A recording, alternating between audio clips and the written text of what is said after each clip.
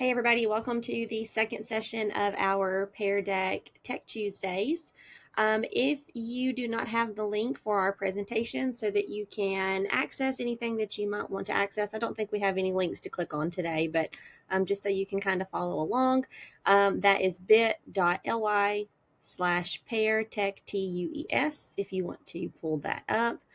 All right, so today we are moving into our second session. If you weren't with us on September 2nd, we did our Getting Started with Pear Deck session where we really went over all of the basics that you need to know to just get yourself going with Pear Deck. It's really important that you know all of that. So if you're joining for the second session and you want to go back and rewatch that session one, it is linked here in the presentation. You can watch the video back and you can still earn PD credit for watching the recording back of that session one. All right, so for session two, we are going to be diving into the Pear Deck resource library, which they call their content orchard. We're going to be looking at how to access that, kind of an overview of what all is there for you. How you can search for content by a curriculum standard. And then we'll also look at our district library because we do have some resources that have been built out by Madison City teachers in our district library that you can access. And then we'll also do a quick reminder of how you can add those pre-made Pear Deck templates into your existing presentations. All right, so I'm going to jump over to the Pear Deck dashboard. Just as a reminder, you can get to the Pear Deck dashboard by going to peardeck.com, and then you'll just log in with Google. And that's going to bring you to this launch pad. And so you can already kind of see some of the content here in Pear Deck in the launch pad, but we're going to go over here on the left under instruction and click into the content orchard. So the content orchard is where you are going to find resources and pre-made slides that already have those interactive elements on them that Pear Deck has created and made accessible to teachers. And you can see up here that there are different tabs you can use to search for them. You've got featured, you've got all Pear Decks, you can search by subject, or you can search by grade.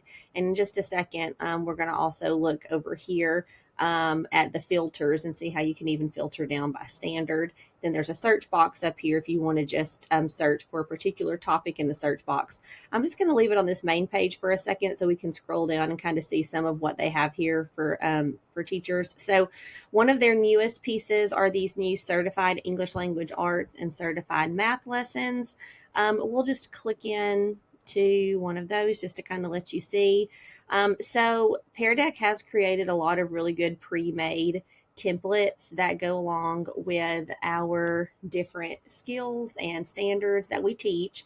So it's definitely worth it to come in and take a look at what they have to offer. You can kind of see some of what's there. And also, you don't have to use the templates exactly as they are. So you can customize them. So if you do find one that you like, but you think I'd really kind of like to dress this up with some of my own pictures, or I want to maybe pull a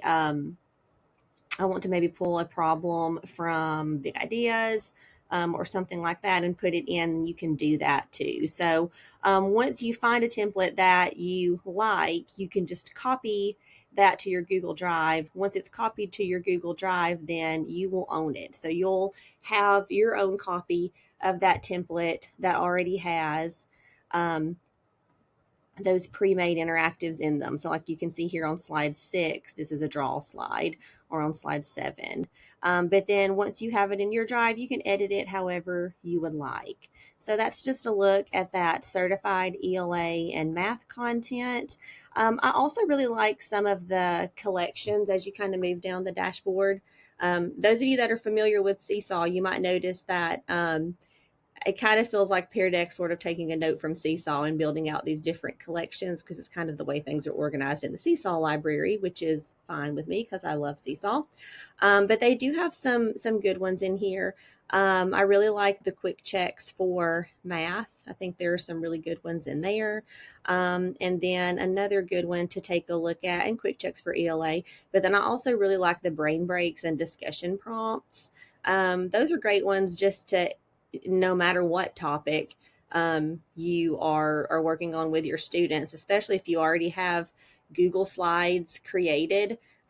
These are great ones that you can just kind of grab and then copy and stick into slides that you already have created, just to make sure your students are thinking, or that they're getting those brain breaks, or just the opportunity to talk with one another or share their thinking with each other in class.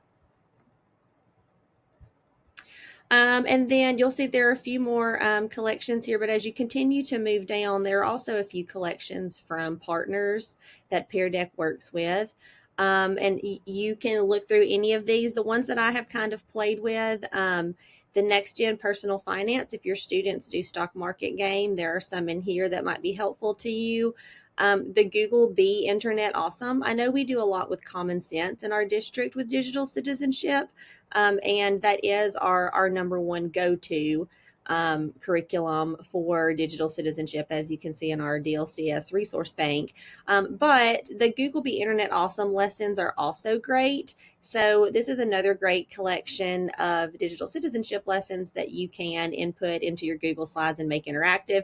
And they pair really well with that Interland game on Google, that free Interland game that students can play to practice digital citizenship.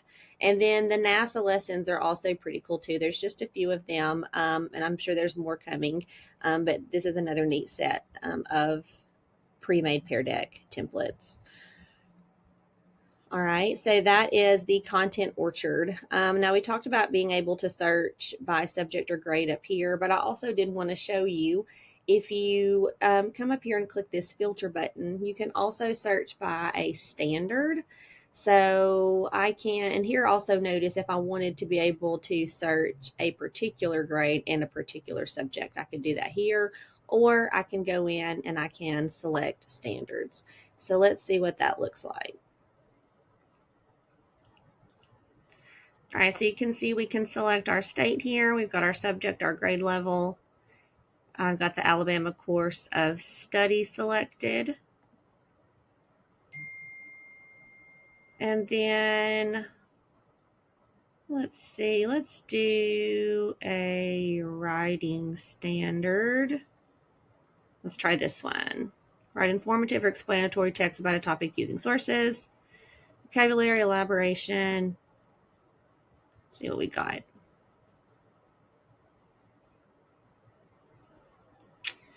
Sometimes it takes a second for them to load. All right, so you can see they've pulled up multiple Pear Decks here that I can use. Maybe I want to do this crafting an opinion paragraph. I can pull it up, take a look at what's there. And then, like we showed before, I can copy to Google Drive if I want to use that one, or edit it. All right, so that is the content orchard. And then searching by a standard. I did want to take a second to look at our district library. So one of the things that you're going to see a lot of in our district library, when you click that district library option in the menu over on the left, you're going to see a lot of flashcard factory, which we're talking about flashcard factory in our fourth session. So I'll come back to some of these in our fourth session, but you'll notice that we do have a lot of teachers that have input vocabulary lists for us. So that's really nice to know. You already have a lot of your vocabulary kind of built in. There's some ACAP test prep in there too. And then there are some other topics and focuses in here too that you might want to come in and grab and use that go along with our standards that we teach. So be sure to check out our district library and see if there's anything in there that is usable to you.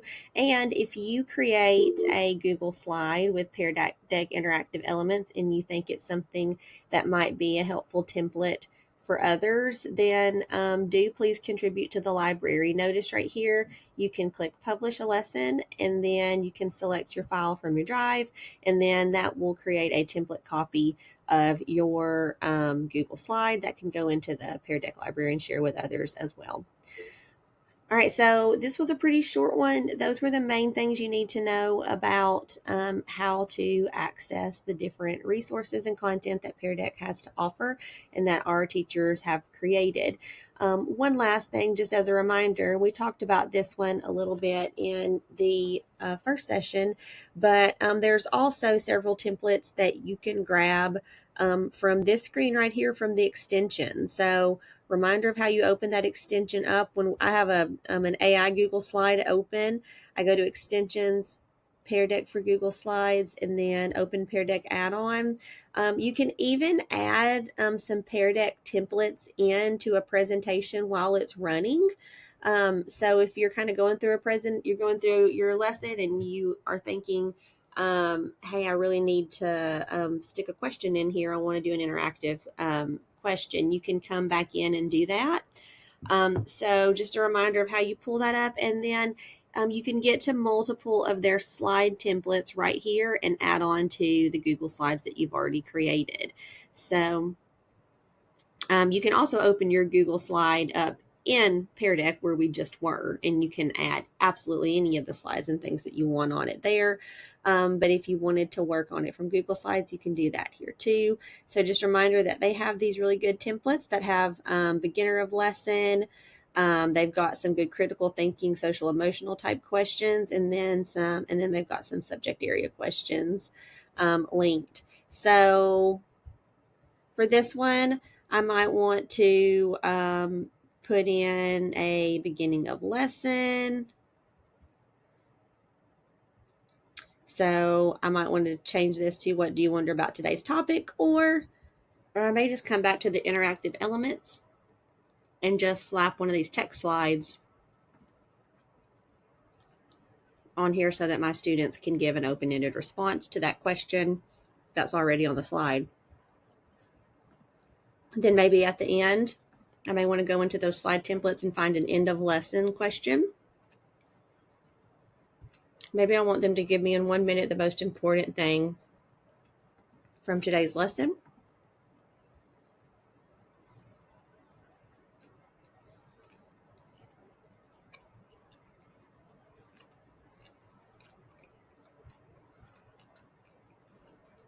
And that made it super easy to add a couple of interactive elements to my lesson. All right, guys.